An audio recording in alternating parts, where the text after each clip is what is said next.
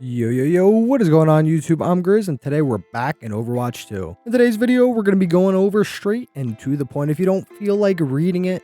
The Overwatch 2 developers had over on Reddit an Ask Me Anything section where they spent the day answering community questions and concerns. So I'm going to put the question as well as the answer on the screen, and I'm not going to read it for you completely. I'm just going to give you the quick summary of it. If you do want to read it for yourself though, you can pause it throughout the video to read the entire thread. If you enjoy my content, you know what to do. Let's get into it.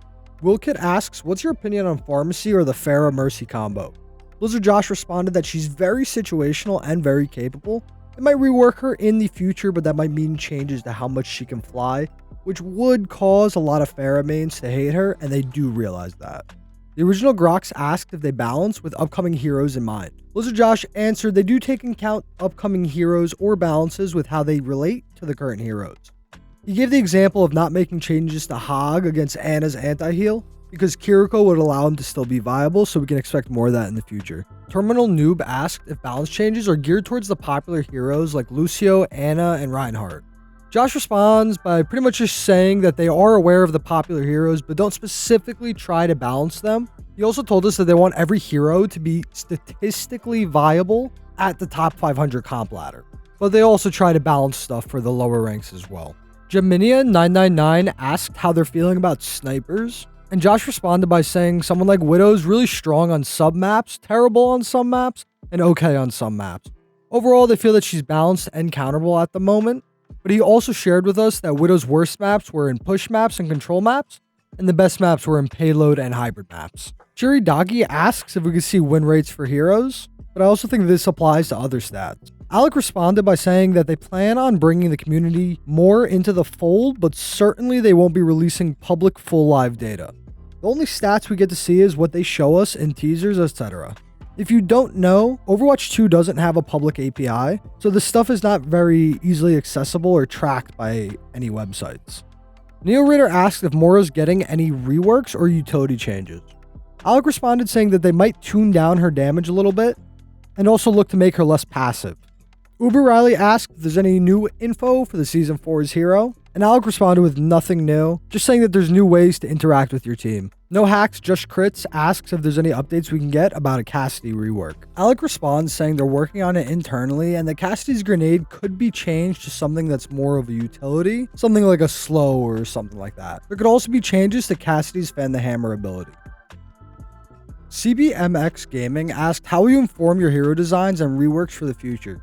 Alec responded that counterplay is a big factor in developing heroes and also recognizing that some heroes may launch without weaknesses to offset their strength. A variety of playstyle is also very important for them when they're designing new heroes. T Showbiz asked if there's anything they can do to reduce how much of a pain Junkrat is to play against. Alec responded that since the nerf, he has gone down in effectiveness, but they're still looking to change potential tech, like decreasing the nade's hitboxes after bouncing off a wall. Red Squad basically asked, what are the roles and timeline for balancing the game? Alec responded by saying first it starts with the balance team making a decision, then they inform the live ops team and submit, next the designers go in and make the change and then submit, and lastly Q&A tests are done before it's fully shipped. He also shared that this process could take anywhere between a month to 6 months. Diogod Innes asked, will there be any hero passive changes? Tez responded that they are all open to anything that will improve the game, but passes are something that players are really attached to, so they're difficult to change. This one's best said by reading it. Jellycar asks, why are Orisa and Junkrat so easy to play and get so much value out of their kits, but people like Reinhardt and Wrecking Ball are hard to play with much less value in their kits? Tez responded by saying some heroes require a lot of investment to get a lot of value from their kits, while some heroes' value for the time investment will fall off. Overall, time investment does not necessarily mean more value. Rob asked, do you look at health pools to balance non-tank heroes? Tez responded with yes, they look at health amounts, which can be seen in the most recent Widow nerf. Sarcastic asks why it feels super easy to rank up right now. Winter responds that they reduced SR decay this season in prep for them removing the system entirely in Season 4. Winter also noted that Season 1 and 2 had SR deflation, which should be fixed now. Io Kyle says players are confused when seeing Master Challenger titles and freak out when they see them in low elos. Will this be fixed? Winter responded that they agree it's an issue and they will try to fix this for Season 4. Human Measurement asks if we could please make SR visible again. Winter responded no, but they'll display the percentage of players in your division that you're ranked higher than.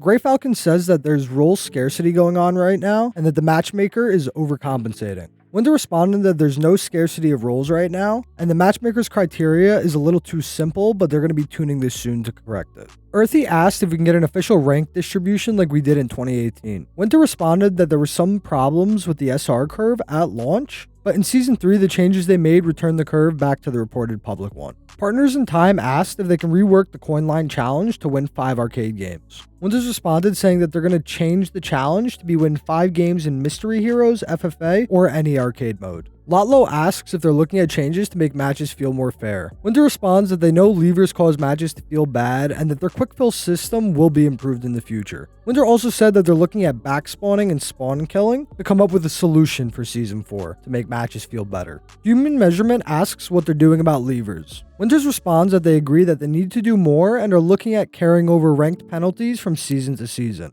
So that's going to be it for me for today. So I hope you enjoyed the video and I hope it made your life a little bit easier. We always try to get it quick and to the point. So if you enjoyed the video, make sure to hit that subscribe button and consider joining my Discord server, which is going to be down linked in the pinned comment below. I hope you have a fantastic rest of your day, and I'll catch you all later.